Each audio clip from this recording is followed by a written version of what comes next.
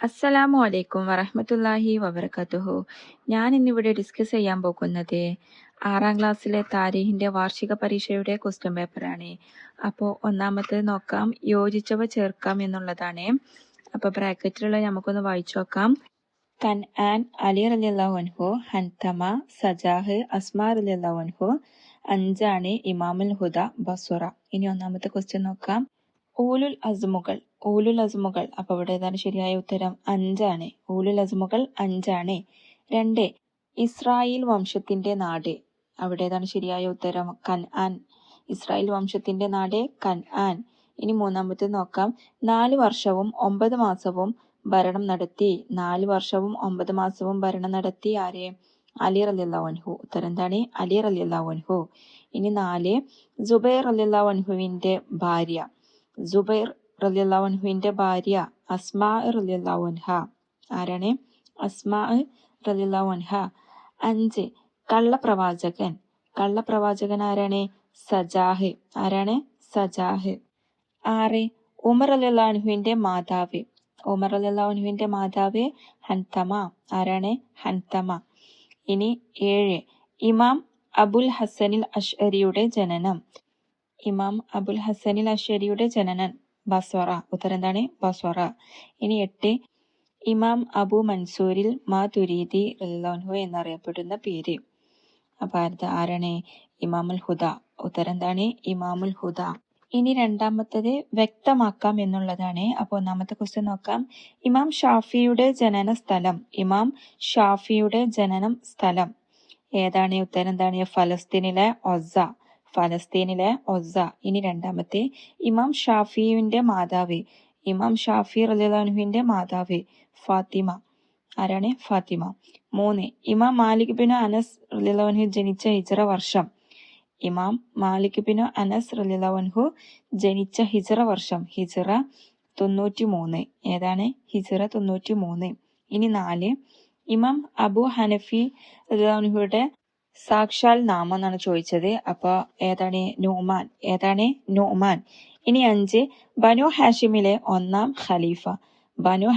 ഒന്നാം ഖലീഫ ആരാണ്? അലി റളിയല്ലാഹു അൻഹു. ഉത്തരം എന്താണ്? അലി റളിയല്ലാഹു അൻഹു. ഇനി മൂന്നാമത്തത് 2 വീതം എഴുതാം എന്നുള്ളതാണ്. അപ്പൊ ഇവിടെ ഒന്നാമത്തെ ക്വസ്റ്റ്യൻ നോക്കാം. താബിഈ ഉലമാക്കളിൽ പ്രധാനികളാണ് ചോദിച്ചിട്ടുള്ളത്. അപ്പൊ ആരൊക്കെയാണ്? ഇവിടെ 2 മാത്രം എഴുതിയാൽ മതി. അപ്പൊ വായിച്ചു നോക്കാം. ഉത്തരം എന്താണ്?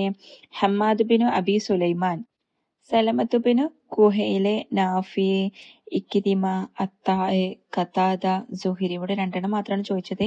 അപ്പൊ 2 മാത്രം എഴുതി കൊടുക്കുക. ഏതൊക്കെയാണ്? ഹമ്മാദ് ബിൻ അബി സുലൈമാനും സലമത്ത് ബിൻ കുഹൈലും. ഇനി രണ്ടാമത്തത് ഉസ്മാൻ റളിയല്ലാഹു അൻഹുവിന്റെ ഭരണപരിഷ്കാരങ്ങൾ ഏതൊക്കെയാണ്? 1 നാവികസേന രൂപീകരിച്ചു. പോലീസ് സേന രൂപീകരിച്ചു. മുഅസ്സിനുകൾക്ക് വേതനം. ഖുർആൻ പല കോപ്പികൾ. ജുമുഅക്ക് 1-ാം ബാങ്ക്. എന്തൊക്കെയാണ്? മുഅസ്സിനുകൾക്ക് വേതനം, ഖുർആൻ പല കോപ്പികൾ, ജുമുഅ 1-ാം ബാങ്ക്, നാവികസേന രൂപീകരിച്ചു, പോലീസ് സേന രൂപീകരിച്ചു. അപ്പൊ ഇതിലേതെങ്കിലും 2 എടുത്ത് എഴുതിയാൽ മതി. ഇനി മൂന്നാമത്തത് ഉമർ റളിയല്ലാഹു അൻഹുവിന്റെ ഭരണകാലത്തെ ഇസ്ലാമിന്റെ കീഴിൽ വന്ന പ്രദേശങ്ങൾ. എന്താണ്? ചോദ്യം എന്താണ്? ഉമർ റളിയല്ലാഹു അൻഹുവിന്റെ ഭരണകാലത്ത് ഇസ്ലാമിന്റെ കീഴിൽ വന്ന പ്രദേശങ്ങൾ. 1 ഷാം നാടുകൾ, ഈജിപ്ത്, ഫലസ്തീന്, Tarabulus, Qadisiyya, Nahavand, Isfahan, Persia, അങ്ങനെ കുറച്ചുണ്ട്, ദമസ്കസ്. അതൊക്കെ എഴുതി കൊടുക്കുക. അതിലേതെങ്കിലും 2 വീതം എഴുതി കൊടുത്താൽ മതി. ഇനി 4 അബൂബക്കർ സിദ്ദീഖ് റളിയല്ലാഹു അൻഹു മക്കയിൽ വെച്ച് വിവാഹം ചെയ്തവർ. ഖുതൈലത്തു ബിന്തു അബ്ദിൽ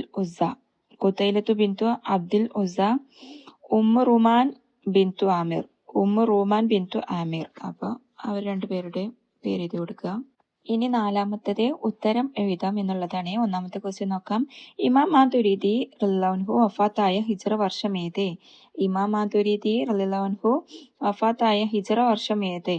ഹിജ്റ വർഷമാണ് ചോദിച്ചത്. അപ്പൊ ഏതാണ്?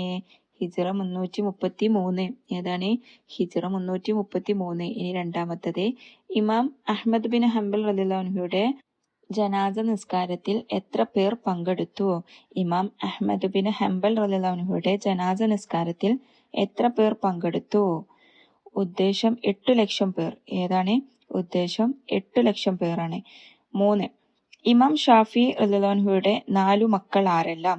ഇമാം ഷാഫി റളിയല്ലാഹുവിന്റെ 4 മക്കൾ ആരെല്ലാം? ആരൊക്കെയാണ്? മുഹമ്മദ്, ഹസൻ, ഫാത്തിമ, സൈനബ്. ആരൊക്കെയാണ്? മുഹമ്മദ്, ഹസൻ, ഫാത്തിമ, സൈനബ്. ഇനി 4. ഇമാം അബുൽ ഹനീഫത്തുൽ കൂഫി റളിയല്ലാഹുവിന്റെ ഖബർ എവിടെ? ഇമാം അബു ഹനീഫ കൂഫി റളിയല്ലാഹുവിന്റെ ഖബർ എവിടെയാണെന്ന് ചോദിച്ചത്. അപ്പൊ എവിടെയാണ്?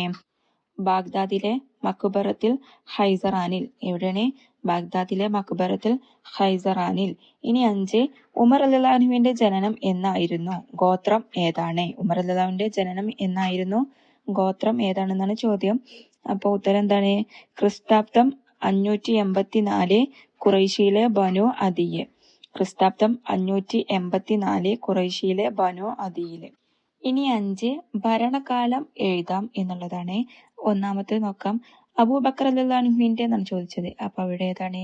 2 വർഷം 3 മാസവും. എങ്ങനെയാണ്? 2 വർഷവും 3 മാസവും. അബൂബക്കർ റളിയല്ലാഹുവിന്റെ ഭരണകാലമാണ് ചോദിച്ചത്. 2 വർഷവും 3 മാസവും. ഇനി 2. ഉസ്മാൻ റളിയല്ലാഹുവിന്റെ ആണ് ചോദിച്ചത്. 12 വർഷം. ഏതാണ്? 12 വർഷം. ഇനി ഉമർ റളിയല്ലാഹുവിന്റെ ആണ് ചോദിച്ചത്. മൂന്നാമത്തത് 10 വർഷം 6 മാസവും 4 ദിവസവും. 10 വർഷവും 6 മാസവും 4 ദിവസവും. ഇനി 6. പൂരിപ്പിക്കാം എന്നുള്ളതാണ്. ഒന്നാമത്തെ നോക്കാം. ഇമാം അഹ്മദ് ബിൻ ഹംബൽ റളിയല്ലാഹു ഡാഷ് ഗോത്രത്തിലെ ഡാഷ് മകൻ മുഹമ്മദ് എന്നിവരുടെയും മകനായി ഹിജ്റ ഡാഷിൽ ബാഗ്ദാദിലായിരുന്നു ജനനം. അപ്പൊ അവിടെ എങ്ങനെയാണ് ആൻസർ വരുന്നത്?